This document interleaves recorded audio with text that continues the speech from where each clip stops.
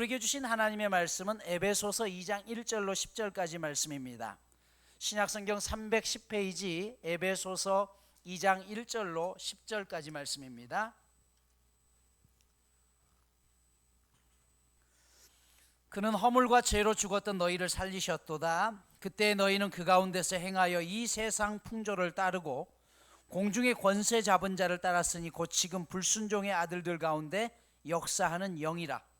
전에는 우리도 다 그 가운데서 우리 육체의 욕심을 따라 지내며 육체와 마음에 원하는 것을 하여 다른 이들과 같이 본질상 진노의 자녀이었더니 긍휼이 풍성하신 하나님이 우리를 사랑하신 그 큰 사랑을 인하여 허물로 죽은 우리를 그리스도와 함께 살리셨고 너희는 은혜로 구원을 받은 것이라.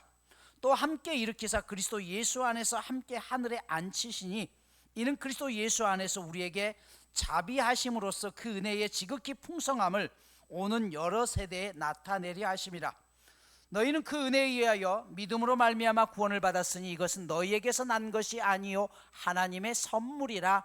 행위에서 난 것이 아니니 이는 누구든지 자랑하지 못하게 함이라. 우리는 그가 만드신 바라 그리스도 예수 안에서 선한 일을 위하여 지으심을 받은 자니 이 일은 하나님이 전에 예비하사 우리로 그 가운데서 행하게 하려 하심이니라. 아멘. 에베소서는 교회에 대한 이야기라고 말씀을 드렸어요. 1장에서 그래서 교회가 무엇인지에 대해서 말씀을 합니다. 여러분, 교회는 건물이 아니라고 했습니다. 교회는 예수님의 몸이고 그 몸의 지체를 이루고 있는 여러분 각자가 교회라고 했어요. 그렇다면 여러분, 우리가 이 땅을 살아가면서 우리의 교회를 새롭게 꾸민다는 건 뭘까요? 건물을 화려하게 꾸미는 게 아닙니다. 그 건물은 껍데기죠. 우리가 모여지는 공간이에요. 공간이 중요한 게 아니라 우리 스스로를 하나님 앞에 올바로 드리는 것, 이게 이 땅에서 우리의 삶의 책임입니다. 여러분, 그래서 우리 안에 예수님이 커지는 것, 이게 부흥이라고 했어요. 부흥이라는 것은 교회 예배당에 모여드는 사람들의 숫자가 많은 것이 아니라 이건 성장입니다. 엄밀하게 얘기하면 부흥이라는 것은요, 그 숫자와 상관없이 내 안에 예수님이 커지는 게 부흥이에요. 여러분, 한국 교회가 앞으로 목숨 걸고 싸워야 될 것은 바로 이것이에요. 건물이 중요한 것이 아니라 각 사람들 안에 예수 그리스도가 살아 움직일 수 있도록 우리들을 끊임없이 훈련시키고 주님과 더 가까이 하도록 하는 일입니다.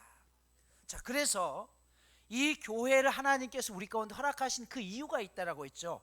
에베소서 1장에 보면 만물을 충만하게 한다는 것이에요. 이게 뭐예요? 쉽게 말하면 세상 사람들에게 선물이 되는 삶이에요. 내가 예수를 믿고 나만 구원으로 끝나는 것이 아니라 내 삶이 누군가에게 선물이 되어질 때 그들이 한마디로 이야기하면 나로 인해서 예수님을 믿게 될 것 아닙니까? 여러분, 내 삶이 다른 사람에게 선물이 되지 않냐고 야, 교회 다니는 사람들이 더 하더라라는 얘기를 들으니까요, 오늘날 교회가 점점 어려워지는 것이에요. 우리의 구원으로 끝나면 안 되는 이유가 바로 여기에 있습니다. 먼저 하나님이 우리를 구원받게 하신 이유는 내가 그 그리스도의 큰 사랑을 깨닫는 다음에 내 삶으로 다른 사람들에게 나타내고 적어도 그들에게 선물이 되는 삶을 살고자 노력해야 되는 것, 그것을 교회에서 가르쳐야 돼요. 그래서 여러분, 교회는요, 이곳에서 일주일 동안 예배 드리지만 이 예배를 드리고 여러분들이 세상 가운데 살아면서 하나님을 드러내야 되는 곳이에요. 자, 그러면 그런 하나님의 구원이 얼마나 크고 놀라운 것을 깨닫게 하기 위해서 사도 바울이 우리가 구원받은 사실이 얼마나 놀라운지를 알게 하기 위해서 에베소 교인들을 위해서 간절히 기도하는 게 있다라고 했어요. 그게 뭐라고요? 그들의 영의 눈이, 마음의 눈이 밝아지는 거예요. 이 땅에서 것이 중요한 것이 아니라 정말 하나님 앞에 내가 구원받은 사실이 얼마나 놀라운지를 알아야지 거기에 내 사명도 있는 것이고 어떻게 살아야 되는지를 깨닫게 되는 것입니다. 예를 들어서 여러분, 빛을 볼 수 없는 시각장애인들이 있습니다. 그들에게 아픔은요, 눈을 잃어버렸다는 데 있는 것이 아니라 여전히 대부분은 눈의 기관들을 그대로 가지고 있어요. 그런데 어떤 이유에서인지 눈의 안구 쪽에 시신경이라든지 이런 부분이 문제가 생긴 것이죠. 눈에 렌즈가 없어진 건 아니라는 것이에요. 망막이 너무 멀어졌습니다. 백내장이라고 부르는 시력의 불투명한 상태를 가지게 된 것이에요.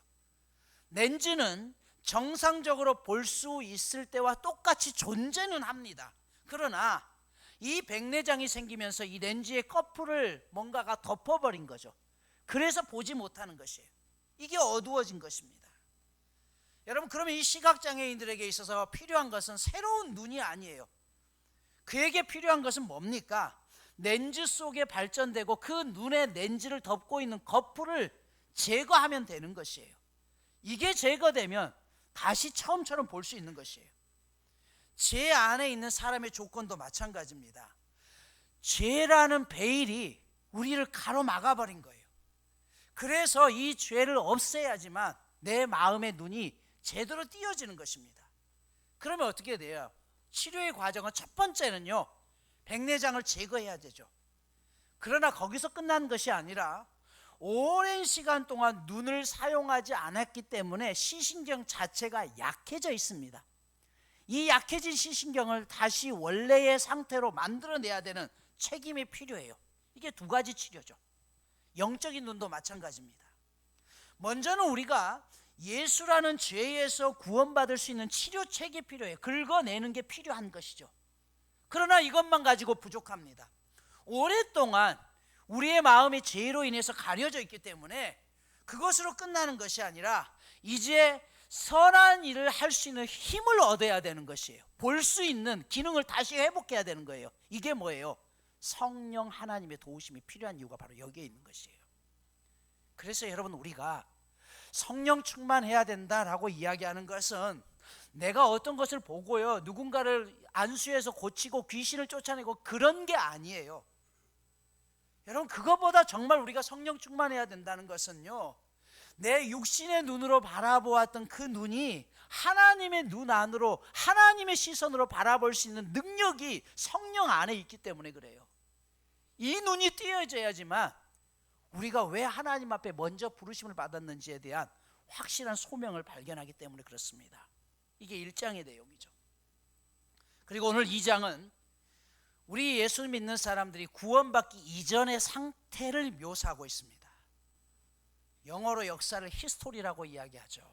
히스와 스토리라는 두 개의 단어입니다. 그의 이야기라는 거예요. 누구의 이야기입니까?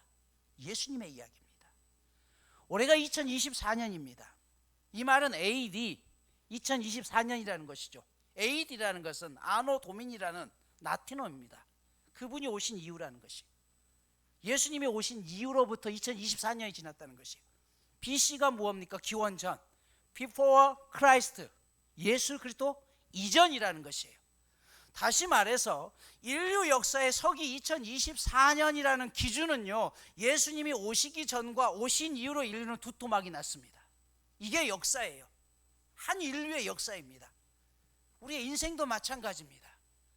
내가 예수 믿기 전의 인생과 예수 믿은 후의 인생은 전혀 다른 사람입니다. 여러분 중에 예수 믿으라, 예수 믿어야 천국 갑니다라는 그런 말에 견디다 못해서 한번 나와 계신 분도 있는지 모르겠습니다. 그 마음속에 아니, 착하게 살면 되지, 굳이 예수를 믿어야지만 꼭 천국에 가나? 라고 생각하시는 분이 계실지 모르겠습니다. 거기에 대한 답이 오늘 본문이에요. 네, 착하게만 살아서는 안 됩니다. 예수를 믿어야 돼요. 오늘 말씀이 사람이 왜 예수님을 믿지 않으면 안 되는지를 우리 가운데 알려주는 말씀이에요. 오늘 본문은 예수님 이전의 삶과 이후의 삶을 설명하는데, 예수님 이전의 삶에 대해서 뭐라고 했어요? 2장 1절에 보면 그는 허물과 죄로 죽었던 존재라고 했어요. 죽었던이라는 말은 과거예요. 이미 죽었다라고 과거형으로 이야기합니다. 여러분, 죽음이 뭡니까? 하나님께서 사람을 만드실 때에 흙으로 사람을 빚어 만드시고 그 코에 생기를 불어넣으셨습니다. 그래서 인간이 살아있다는 것은 흙으로 만든 육적인 요소에 하나님의 혼인, 영적인 요소가 함께 붙어 있는 것을 이야기해요. 우리가 죽는다는 것은 뭐예요? 이 영과 혼이, 아니 이 육과 영적인 영이 뭐가요? 분리가 되는 것을 이야기해요. 그래서 호흡이 떠나갔다라고 이야기하잖아요.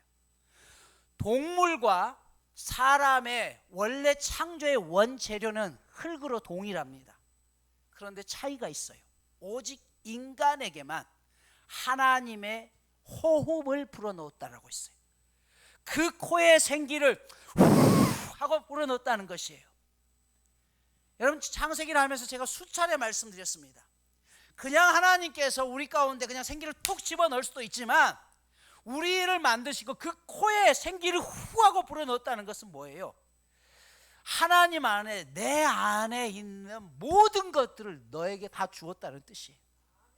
깊숙이 있는 그곳을 너 속 안에 완전히 주어서 너희가 내 자녀고 똑같이 나의 DNA를 가진 사람으로 세상 가운데 살라는 것이에요.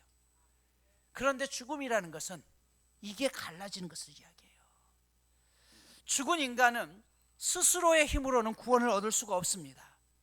이런 인간을 향한 오늘 본문에서 뭐라고 했어요? 그때에 죽었다는 것이에요. 그러면 영이 왜 죽었습니까? 오늘 본문에 보면 두 가지 이유를 이야기해요. 허물, 죄로 죽었대요. 여러분, 허물이 뭡니까? 원문에 보면 허물들이라고 이야기해요. 허물이라는 것은요, 밟지 말아야 될 땅을 밟은 것을 허물이라고 이야기해요. 이거는요, 내가 행하는 범죄를 이야기해요. 하지 말아야 될 것을 한 거예요. 보지 말아야 될 것을 본 것이에요. 말하지 말아야 될 것을 말한 것이에요. 이게 허물이라는 것입니다. 그럼 죄는 뭡니까? 원문에 보면 죄들이라고 이야기합니다. 죄라는 말의 원뜻은 관역을 벗어났다는 것이에요. 화살이 관역을 향해서 가야 되는데 아무것도 안 한 게 아니에요. 화살을 쐈는데 관역에 가야 될 화살이 엉뚱한 곳으로 날아갔다는 것이에요. 하나님을 향해야 될 모든 것들이 하나님을 향하지 않았다는 것이에요. 즉, 이 죄의 의미는 아무것도 안 한 게 아니에요. 했는데 뭐예요? 엉뚱한 곳을 향해서 날아가는 것이에요. 이 말은 해야 할 일을 하지 않는 거예요. 여러분, 십계명은 크게 두 가지의 돌판이죠. 이 두 가지의 돌판을 두 단어로, 두 구절로 이야기하면 첫 번째가 뭐예요? 하나님 사랑. 두 번째는 뭐예요? 이웃 사랑입니다. 하나님을 사랑하지 않는 게 죄들입니다. 이웃을 사랑하지 않는 게, 이웃에게 해를 가하는 게 뭐예요? 허물이에요. 이것 때문에 죄가 있었다는 것이에요. 그래서 어떤 사람들은 그렇게 얘기하죠. 착하게 살면 되지. 아니면 내가 아무 죄악도 짓지 않고, 여러분, 착하게 산다는 말은요, 남에게 해코지를 하지 않으면 된다는 것이에요. 흔히 우리가 그런 말 하죠. 저 사람은 법이 없어도 살 수 있는 사람이야. 이 말은 무슨 말이에요? 저 사람 때문에 피해를 본 사람은 없다는 말이에요. 그러나 성경은 그것 또한 죄라고 이야기해요. 왜요? 해야 할 일을 하지 않았어요. 해야 할 일이 뭐라고요? 이웃을 사랑하는 것, 해야 된다는 것이에요. 왜? 이게 하나님이 우리에게 원하시는 방향성이라는 것이에요. 그래서 여러분, 죄라는 것은요, 내가 하지 말아야 될 것을 한 것도 죄지만 해야 될 일을 하지 않는 것도 죄입니다. 아시겠습니까? 그래서 여러분, 그냥 내가 착하게만 살면 안 된다는 것이에요. 독사는 태어날 때부터 독을 가지고 태어납니다. 어린 독버섯에도 역시 독이 있습니다. 사람 역시 죄로 오염되어 있기 때문에 죄의 그 종자가 그대로 우리 가운데 이어지는 것이에요. 그래서 성경은 죄인이라고 이야기합니다. 여러분, 강물에 작은 모래알 하나도 빠뜨리면 빠집니다. 큰 돌멩이를 빠뜨려도 빠집니다. 우리의 가장 작은 모래알만한 작은 죄도 하나님 앞에는 죄예요. 큰 죄를 지었어도 역시 죄입니다. 즉, 성경은 모든 사람은 그래서 죄인이라고 이야기해요. 그러면 오늘 본문에서 말하는 이 죄로 인해서 죽은 자들이 누구입니까? 2절에 보면 이렇게 되어 있죠. 첫 번째는 이 세상 풍조를 따르는 사람이에요. 이 세상 풍조를 따르는 사람이라 쉽게 말하면, 아주 쉽게 말하면 눈에 보이는 대로 사는 사람들, 즉 하나님을 믿지 않는 사람들을 이야기해요. 눈에 보이지도 않는 신을 왜 믿어? 라고 이야기하죠. 그러나 여러분 눈에 안 보인다고 해서 지금 존재하지 않나요? 아니요. 세상 사람들은 그렇게 살아가는 것이에요. 두 번째, 어떤 사람들이 죄인입니까? 공중의 권세를 잡은 자들이 죽은 자들이라는 것이에요.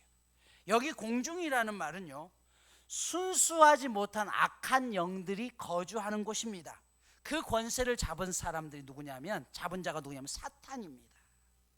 인간의 비극은 악한 영들을 볼 수 없기 때문에 악한 영도 인정하지 않아요. 그렇기 때문에 여러분, 하나님의 영도 인정하지 않죠.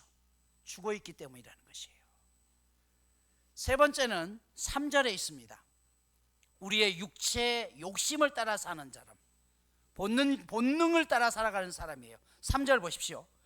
전에는 우리도 다 그 가운데서 우리 육체의 욕심을 따라 지내며 육체와 마음에 원하는 것을 하여 다른 이들과 같이 본질상 진노의 자녀였더니, 여기 본질상이라는 말을 다른 말로 바꾸면 태어날 때부터 진노의 자식이었다는 것이에요.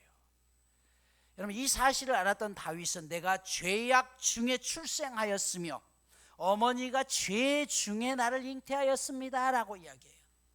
그가 태어나기 전부터 죄악 가운데 있었대요. 어머니 역시 죄 가운데 나를 잉태했대요. 어떤 사람들은 이 사실을 부정하죠. 사람들이 악해지는 이유를 악한 환경 때문이라고 이야기해요. 그래서 그 환경이 좋아지면 사람들도 선해질 수 있다라고 이야기합니다. 그러나 그럴까요? 하나님이 원래 창조하셨던 에덴 동산은요, 인류 역사상 가장 완벽한 환경 속이었습니다. 그런데 그 환경 속에서 그들이 타락을 하게 됩니다. 왜요? 본능대로 살려고 하기 때문에 그래요. 그래서 여러분, 이런 사람들이 죄와 허물로 죽은 사람들이라는 거예요. 자, 그런데 하나님은 그런 우리를 그냥 내버려 두지 않고 오늘 4절 5절에서 뭐라고 했어요? 긍휼이 풍성하신 하나님이 허물로 죽은 우리를 그리스도와 함께 살리셨고, 6절 보면 또 함께 일으키사 그리스도 예수 안에서 함께 하늘에 앉히셨다라고 이야기해요. 허물과 죄로 죽었던 우리가 어떻게 살아났다고요? 그리스도와 함께 살았다는 것이에요. 여러분, 예수를 믿는 순간 우리는 예수님과 연합하게 되는 거예요. 연합한다는 것은 무슨 말이에요? 하나가 되는 거죠. 그래서 예수님이 십자가에 달려 죽으실 때 우리도 같이 죽는 거예요. 그분이 부활하시면 나도 같이 사는 것입니다. 이게 중요한 이유는 예수 그리스도 안에 있기 때문에. 여러분, 여기 물컵이 있죠.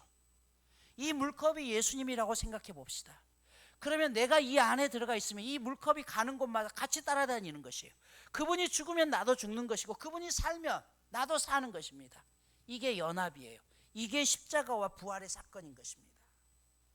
그래서 요한계시록 13장 14절에 보면 주 안에서 죽는 자들이 복이 있다라고 이야기한 이유가 바로 여기에 있어요. 구원의 조건은 딱 한 가지입니다.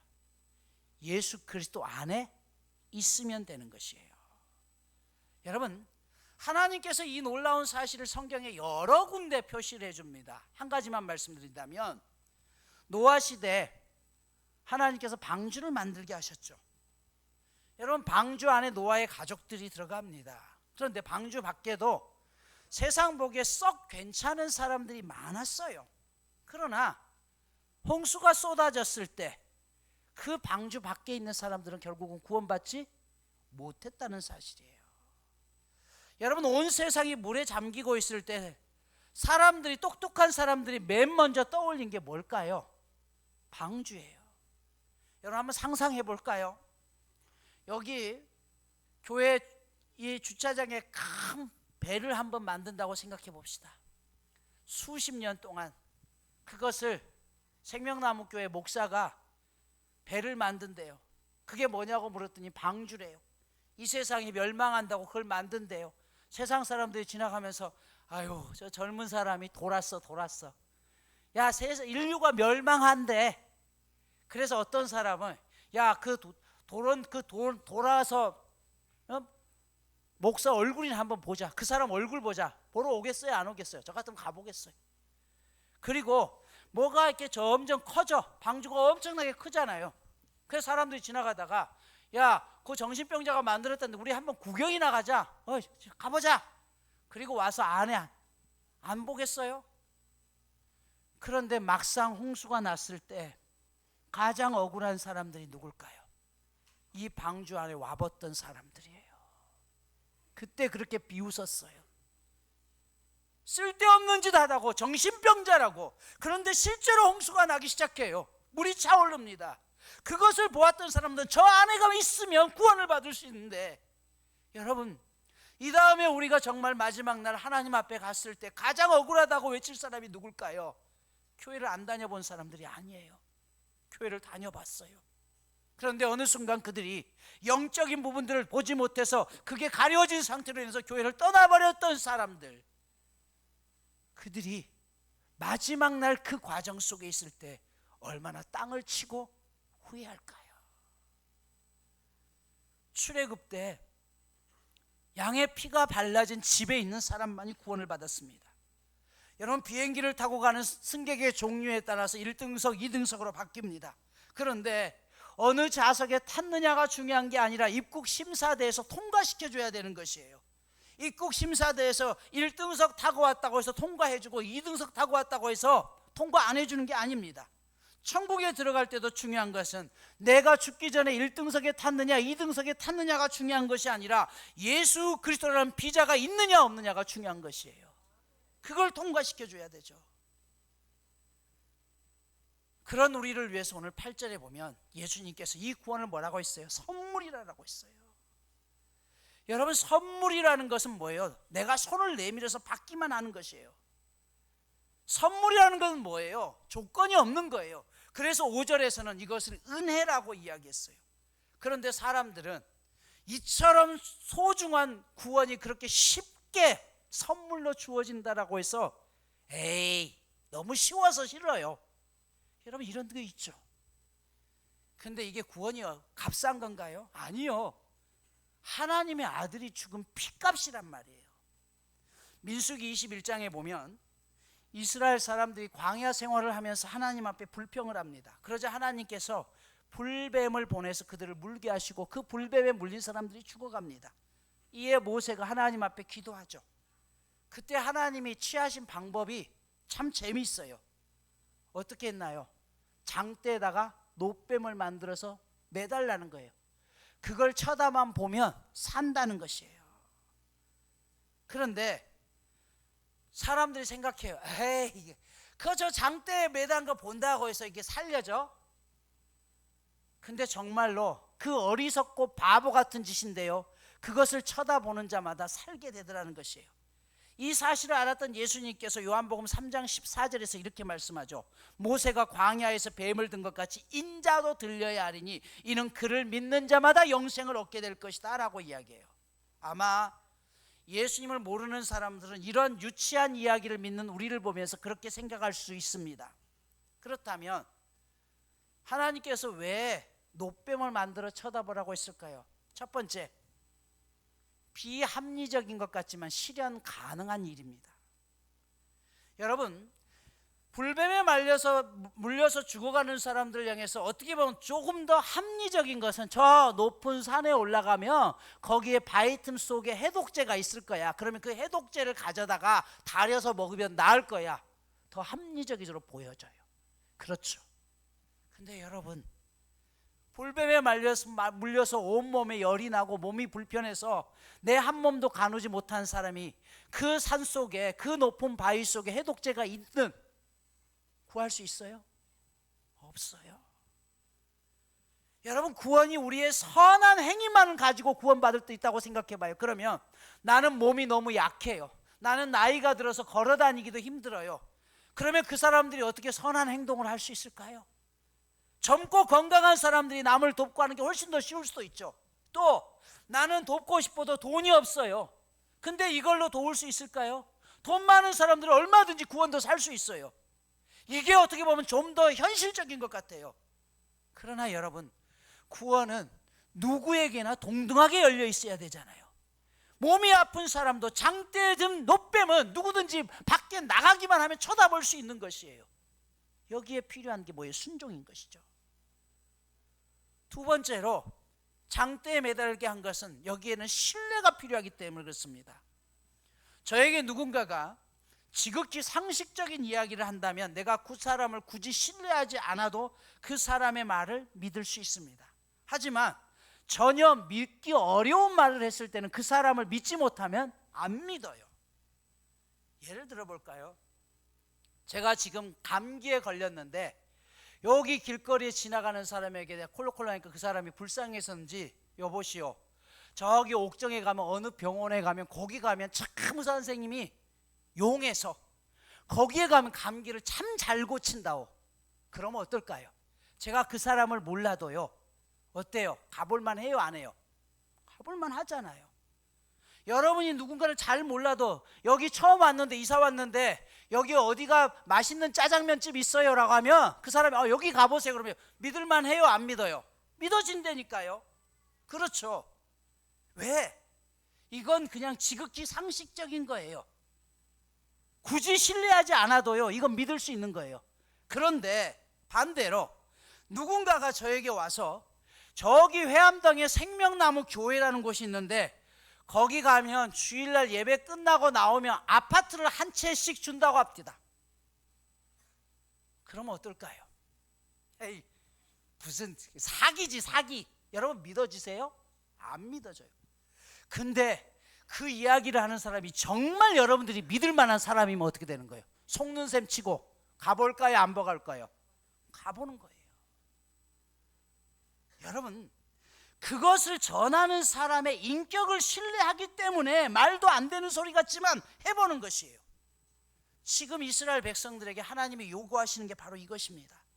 다 죽어가는 상황 속에서 내 상식과 경험으로는 저 노뱀을 쳐다본다고 해도 살 수 있을 것 같지 않지만 그 상식을 벗어난 정말 이 세상을 창조하고 믿을 만한 하나님이 그것을 쳐다보라고 하니까 속는 셈 치고 가서 쳐다보는 것이에요. 여러분, 구원도 바로 그것입니다. 이 구원의 방법을 제시한 분은 인간이 아니라 우리를 만드시고 우리를 죽기까지 사랑하셨던 하나님 아버지잖아요. 그분이 말씀하셨잖아요. 누구든지 예수 그리스도를 통하지 않고는 구원에 이를 자가 없다라고 말씀하신 것이에요. 그 말씀에 순종할 태도가 되어 있느냐는 것입니다. 이게 오늘 우리가 예수를 믿어야 되는 이유입니다. 오늘 말씀을 마무리합니다. 에베소서 2장 3절에서 보면 전에는 우리도 그 가운데서 우리 육체의 욕심을 따라 지내며 육체와 마음에 원하는 것을 하여 다른 이들과 같이 본질상 진노의 자녀였으며 라고 했어요. 여기 본질상이라는 것은 태어나면서부터입니다. 우리는 나면서부터 죄를 가지고 태어난 진노의 자녀였다는 것이에요. 가장 완벽한 세상이었던 에덴 동산에서 죄가 시작됩니다. 그 원죄의 피를 가지고 있는 모든 사람들에게는 동일하게 죄가 이어집니다.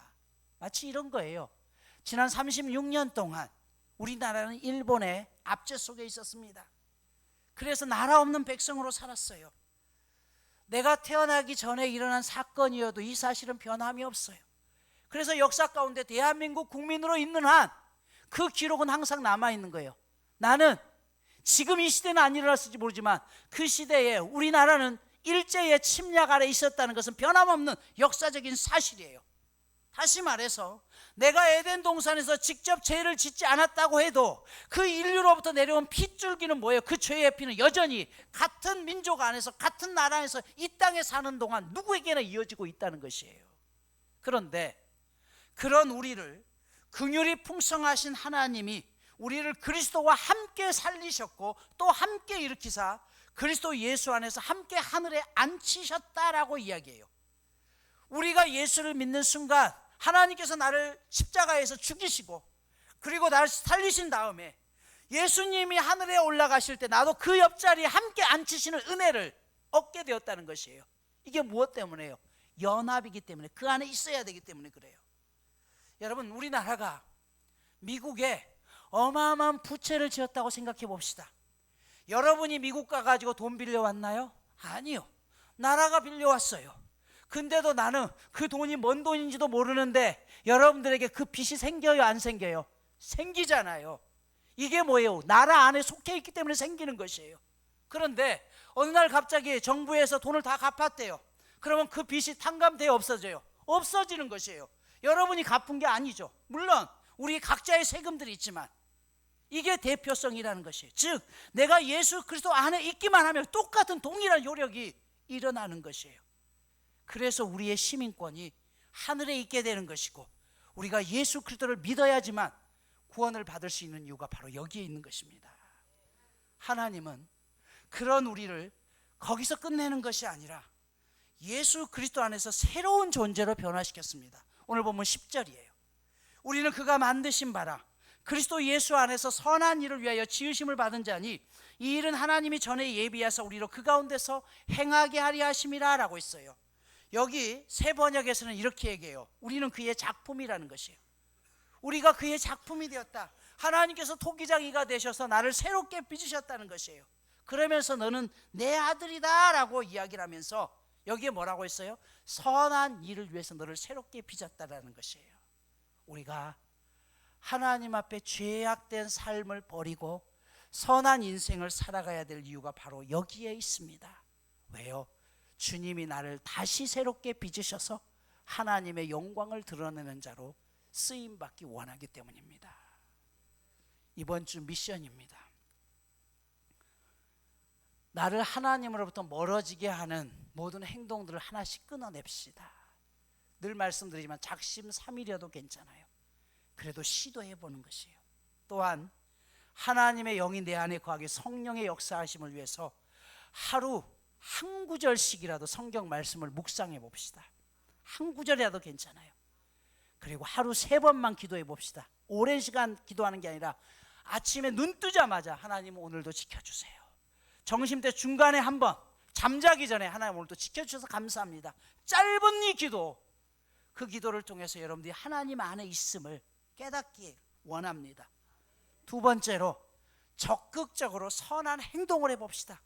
오늘 선한 일을 위해서 지음받았다라고 했는데 나의 말투 하나라도 착한 말투, 선한 말투, 나의 행동, 작은 행동이지만 그 행동이 남을 섬기는 행동으로 나타날 때 그것이 곧 하나님이 원하시는 삶을 살아가는 것입니다.